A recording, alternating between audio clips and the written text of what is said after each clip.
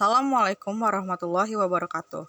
Perkenalkan, kami dari kelompok 4 yang beranggotakan saya, Deni Azara, dan kedua teman saya, Sabrina Yuniar dan Fitri Putri Tias. Pada kesempatan kali ini, izinkan kami untuk membahas materi mengenai perlindungan konsumen. Yang pertama, konsumen yaitu penikmat dari produk yang dihasilkan oleh pebisnis atau pelaku usaha. Menurut pasal 1 ayat 1 Undang-Undang Nomor 8 Tahun 1999 tentang perlindungan konsumen adalah segala upaya yang menjamin adanya kepastian hukum untuk memberi perlindungan kepada konsumen.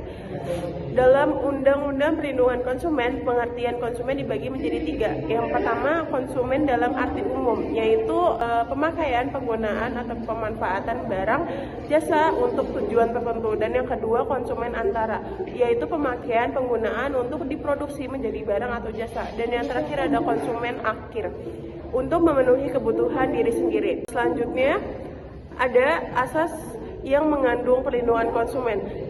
Asas yang mengandung perlindungan konsumen ini dibagi menjadi 3. Yang pertama, asas manfaat, dan kedua asas keadilan, ketiga asas keseimbangan, dan yang keempat asas keamanan dan keselamatan konsumen, dan yang terakhir ada asas kepastian hukum. Tujuan perlindungan konsumen yang pertama, mengangkat harkat dan martabat konsumen, meningkatkan pemberdayaan konsumen dalam memilih, menentukan dan menuntut hak-hak sebagai konsumen. Dan yang ketiga, meningkatkan kualitas barang atau jasa yang menjamin kelangsungan usaha produksi. Selanjutnya ada hak konsumen. Hak konsumen ini dibagi menjadi 4. Yang pertama, hak mendapatkan advokasi, perlindungan, dan upaya penyelesaian sengketa konsumen. Kedua, hak untuk mendapatkan pembinaan dan pendidikan konsumen. Dan yang ketiga, hak untuk diperlakukan atau dilayani secara benar, jujur, dan tidak diskriminasi. Dan yang terakhir ada hak untuk mendapatkan kompensasi yang layak. Selanjutnya ada kewajiban konsumen. Kewajiban konsumen ini dibagi menjadi 3. Yang pertama, membaca atau mengikuti petunjuk, informasi, dan prosedur pemakaian atau pemanfaatan barang atau jasa demi keamanan dan keselamatan. Dan yang kedua, beretikat baik dalam melakukan transaksi pembelian barang atau jasa. Dan yang terakhir, membayar sesuai dengan nilai tukar yang telah disepakati. Selanjutnya ada pelaku usaha. Pelaku usaha adalah setiap orang perseorangan atau badan usaha yang berbentuk badan hukum maupun bukan badan hukum yang didirikan dan berkedudukan atau melakukan kegiatan dalam wilayah hukum negara Republik Indonesia, baik sendiri maupun bersama-sama melalui perjanjian menyelenggarakan kegiatan usaha dalam berbagai bidang ekonomi.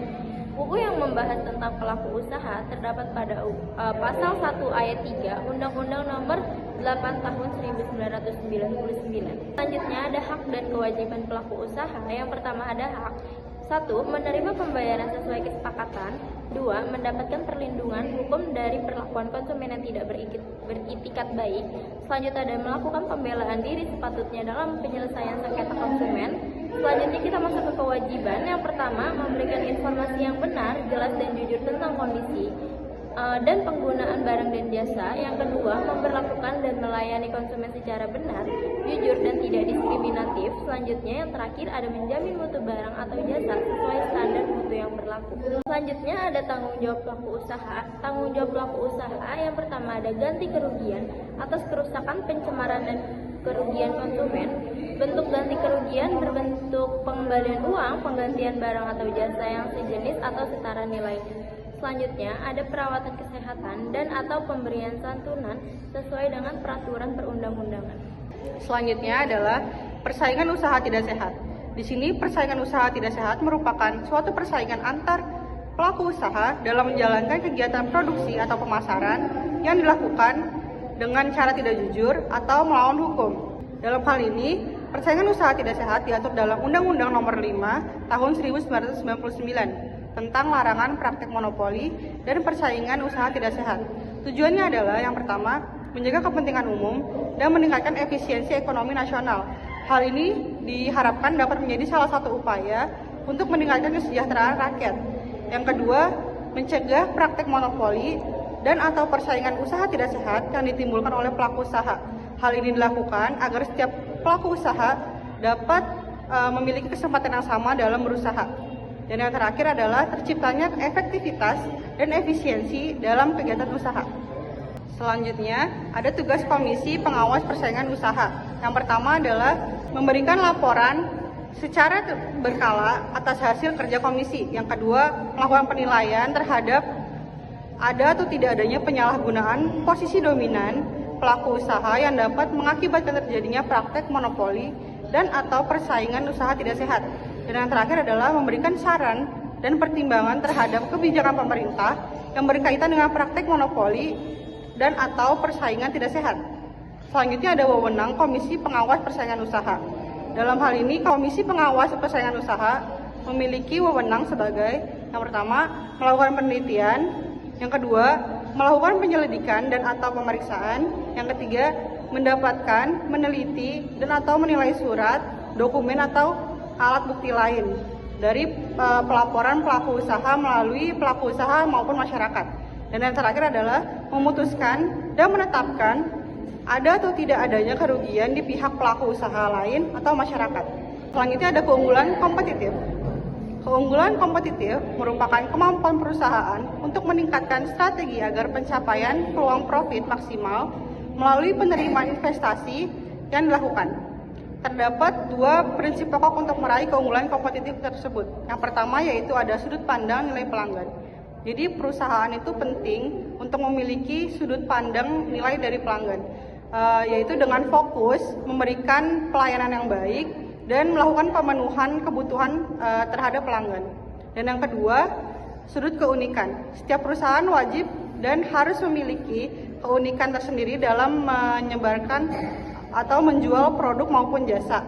Hal ini dilakukan agar pelanggan tertarik dan dapat menjadi pelanggan yang setia terhadap perusahaan. Selanjutnya kita masuk ke pertanyaan. Yang pertama, apa yang saudara ketahui tentang perlindungan konsumen? Jelaskan menurut Anda. Jawabannya, perlindungan konsumen adalah segala upaya untuk melindungi hak-hak konsumen, melindungi konsumen dari kerugian yang diakibatkan oleh produk atau jasa yang tidak sesuai dengan bertransaksi yang menjamin adanya kepastian hukum untuk memberi perlindungan kepada konsumen. Selanjutnya, ada pertanyaan yang nomor 2. Sebutkan apa saja tujuan perlindungan konsumen. Yang pertama, mengangkat harkat dan martabat konsumen. Yang kedua, meningkatkan pemberdayaan konsumen dalam memilih, menentukan, dan menuntut hak-hak sebagai konsumen. Yang ketiga, meningkatkan kualitas barang atau jasa yang menjamin kelangsungan usaha produksi.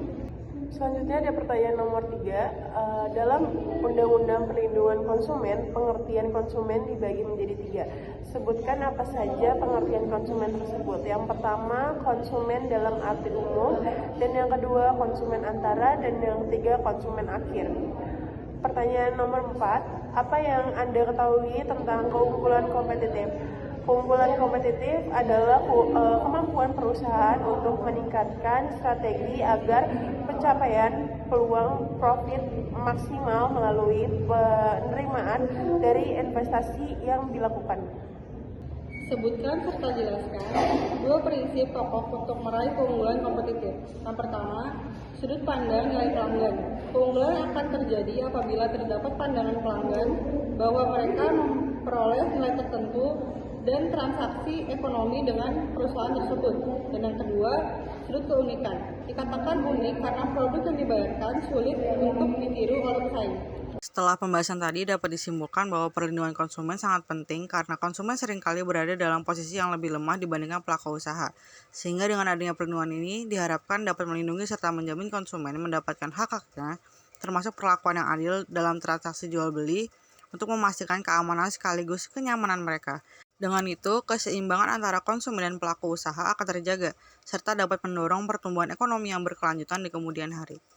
Cukup sekian presentasi yang dapat kami sampaikan. Kurang lebihnya mohon maaf. Semoga materi yang telah kami sampaikan dapat bermanfaat bagi yang mendengar dan menonton.